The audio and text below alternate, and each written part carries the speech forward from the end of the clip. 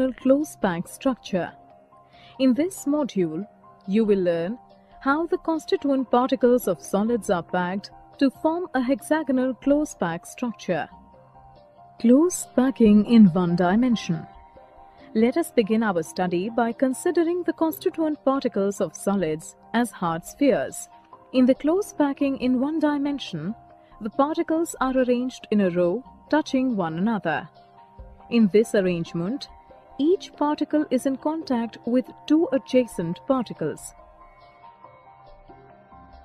Hexagonal close packing in two dimensions.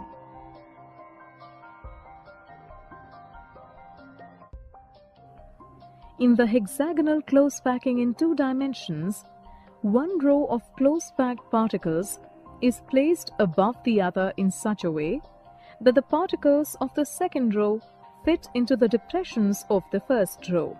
Similarly, a third row is placed above the second one such that its particles fit into the depressions of the second row, and so on. This forms a close-packed layer of particles in which the particles of the first row are aligned with that of the third row, and the particles of the second row are aligned with that of the fourth row. In such a layer, each particle has 6 immediate neighbors. If the centers of the 6 immediate neighbors of a particle are joined, a regular hexagon is formed. Therefore, this kind of packing in two dimensions is called hexagonal close packing. In the hexagonal close packing, very less empty space is left.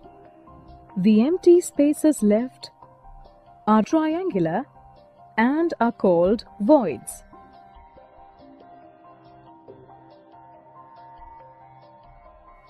Hexagonal close packing in three dimensions. In the hexagonal close packing in three dimensions, one hexagonal close packed layer is placed over the other in a manner that the particles of the second layer cover the depressions present in the first layer. As a result, the particles of the first and second layers are aligned differently. Now, at some places, the particles of the second layer cover the triangular voids of the first layer. At such places, a new type of void is formed. This void is surrounded by 4 particles and is called a tetrahedral void. Alternatively, at other places, the triangular voids of the first layer coincide with that of the second layer. At such places, a new type of void is formed. This void is surrounded by 6 particles and is called an octahedral void. The third layer is then placed over the second layer, covering its tetrahedral voids. The particles of the third layer in this case are exactly aligned with that of the first layer. So, if the first layer is A-type and the second layer is B-type, the third layer will again be A-type. This pattern repeats in the subsequent layers and is called AB-AB packing pattern in 3 dimensions.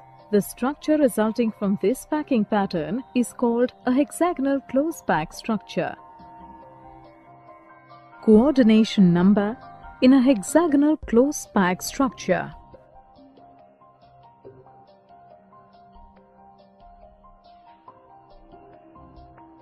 In a hexagonal close pack structure, each particle remains in contact with 12 particles.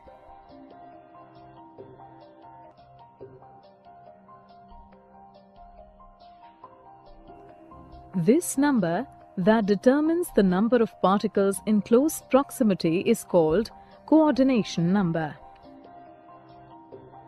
So, in a hexagonal close pack structure, the coordination number is 12. In this module, you have learnt, in the close packing in one dimension, the particles are arranged in a row touching each other. In the two-dimensional hexagonal close packing, the particles of one row are placed in the depressions of the other row. When two-dimensional hexagonal close pack layers are placed one above the other in AB-AB packing pattern, a hexagonal close pack structure is formed. The number that determines the number of particles in close proximity is called coordination number. It is 12 in the case of a hexagonal close packed structure.